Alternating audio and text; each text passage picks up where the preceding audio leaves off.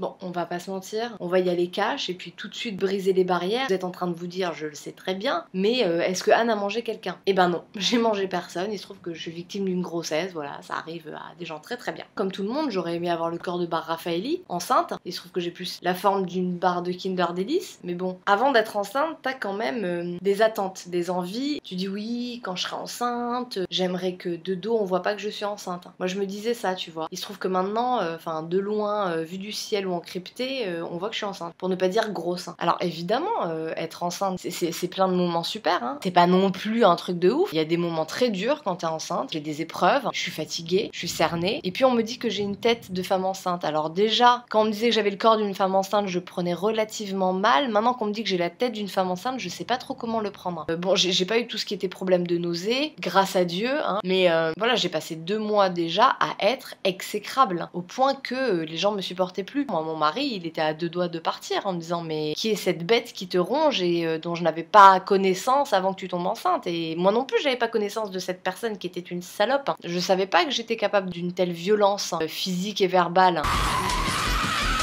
Après, il y a des points positifs. Le plus grand point positif, c'est qu'on va donner la vie, c'est que j'ai un petit être qui pousse dans mon ventre. Le seul être que je connaissais qui poussait dans mon ventre, c'était mon caca, tu vois. Le caca, c'est délicieux.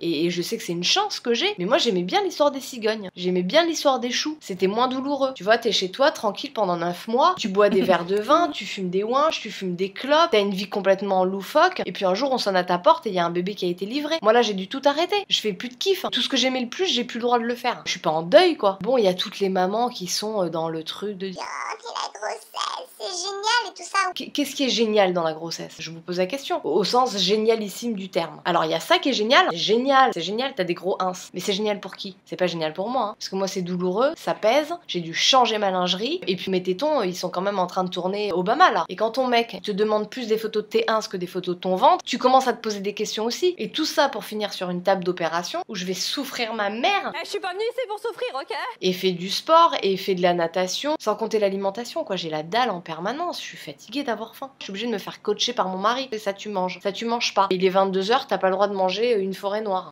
Alors, qu'est-ce que je peux faire? Il se trouve que, genre, je suis fatiguée un peu dans la journée entre 13h et 18h.